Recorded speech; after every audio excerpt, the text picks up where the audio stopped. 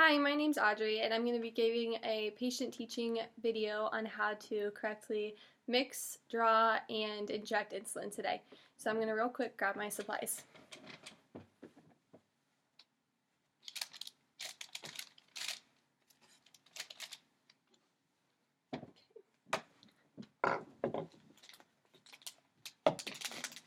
Okay, so here I have my 2 syringes, my clear regular insulin, my cloudy and pH insulin, and then my 2 alcohol swabs and some hand sanitizer.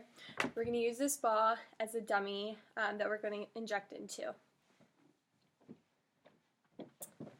Hi, I'm Audrey. Hi, nice to meet you. I'm Sam. Nice to meet you, Sam. I'm going to be your nurse today, and I'm going to be giving you, I'm going to be teaching you how to draw up and mix and then inject your insulins. Okay. So we're going to start by washing our hands, always, just so you can cut down on any chance of infection. I should ask you too, what do you know about giving insulin or drawing or anything? Not really a lot because I just got newly diagnosed. So. Okay. Fair enough. All right, so we're going to start by, I'm going to explain. So this is your clear insulin, and this is your fast-acting insulin. So the onset of it is 30 to 45 minutes after you inject it, and then its duration, it'll last you 5 to 7 hours. This is your cloudy NPH insulin, and the onset of this is 1 to 3 hours, and then it'll last you 4 to 16 hours. And then these are your 2 syringes and some alcohol swabs. I'm going to be using this as a dummy to just show you how to correctly inject the insulin. So then we're going to start by opening up the alcohol swab.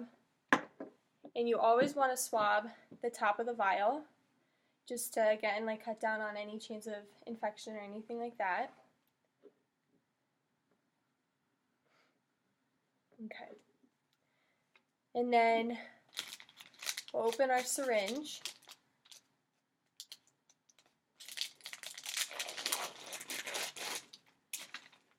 Okay.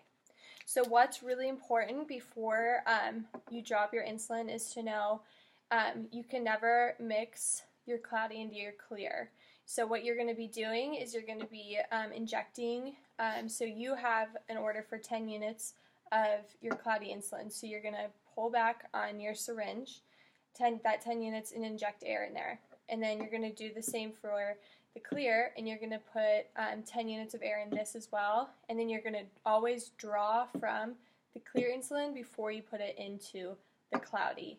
So you can't ever mix the clear into the cloudy, if that makes sense.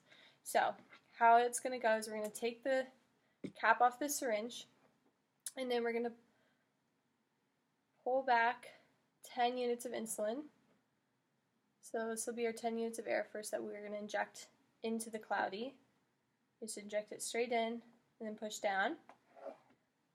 And then we're going to pull back again 10 units.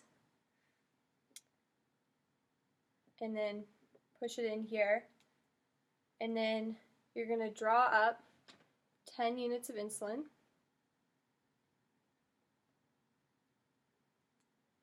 And just pull straight out, making sure that you flick it so all the air moves to the top of the syringe, and then you can push out any excess air and then redraw into the vial. You can put your syringe, back into the vial and redraw so you make sure you have that 10 units. So let's see here. Back. And there we go. We have our 10 units. Okay, what's really important too about your cloudy insulin is you're going to want to make sure to mix it thoroughly before you use it. So you're not going to want to shake it just because that'll create air bubbles in the solution. So you're going to want to roll it between your hands so that it properly mixes all the ingredients inside of the vial. And then same as we did in the clear, we're going to just put our needle straight in, and then we're going to pull back another 10 units. So we're down at that 20. And then again flick so that all the air bubbles are at the top. And then before you inject it, you can use the scoop method to put the cap back on the needle. So you want to make sure, if you ever have, after you've drawn up your clear and you're getting ready to draw up your cloudy, after you've drawn up your cloudy and say you have air bubbles at the top, you can't redraw like we did in the clear. So you're just going to have to throw your syringe away or flush what's in there out, and then just start all over again, because you can never mix your clear and your cloudy together, if that makes sense. So you can never go between the vials. You can only take your clear into your cloudy. Okay.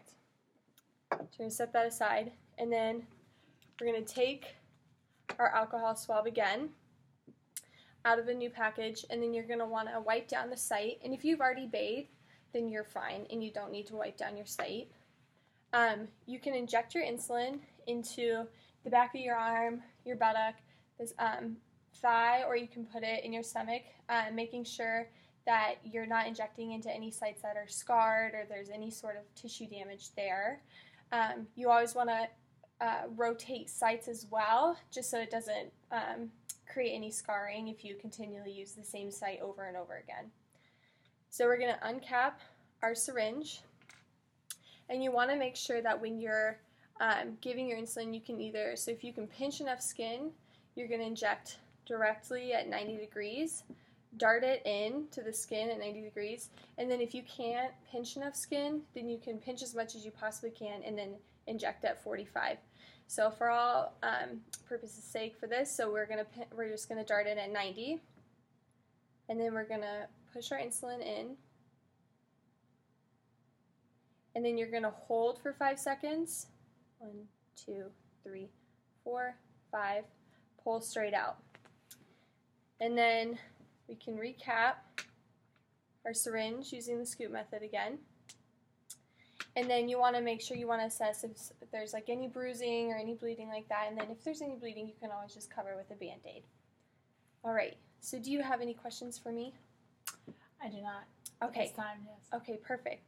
So what I'm going to have you do now is kind of teach it back to me. So what I taught to you, I'm going to have you do. Okay. All right. So here is your alcohol swab, and then here's your cloudy insulin, your clear, obviously your dummy, some hand sanitizer, and then a syringe. Okay. So first I would take the hand sanitizer and clean my hands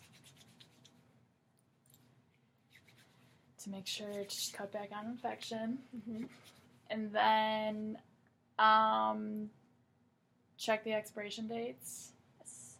So just checking to make sure, and then dating it to 28 days, because then after that I won't be able to use it anymore. And then I'm going to open up my syringe and then take the alcohol wipe and just clean the top of the vials to make sure to cut back on infection. And then you said that I have to roll it. Roll instead of shake. Yep. So you don't want those air bubbles. In there. Yep. Yes. So roll that. And then, okay, so then I take the needle. And for my purposes, I have to drop 10 units. So go to 10 units. And then I'll just add that air into the cloudy. Yep, perfect. Take that out. And then add another 10 units. Perfect. And then add that there, and then flip it over. Perfect.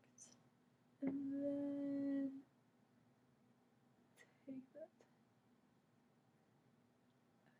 Okay, perfect. And then what do you want to make sure you don't have in the vial or in the syringe? Air bubbles, so you flick it. Perfect. Yep. And then if there is, just take some of the air bubbles out and flick it again. You can always go back in and add your 10. But what can you not do with the cloudy insulin? You cannot do that with the cloudy insulin. Yes. So you can't mix your cloudy into your clear. Your clear into your cloudy. Your clear into your cloudy, yes. Yep, so you'll just have to start all over again. Okay, so then go back in the cloudy. and add another 10. So Mhm. did the 20. Again, just looking at making sure there's no air bubbles. And there's not. Good job. Then you taught me the scoop method.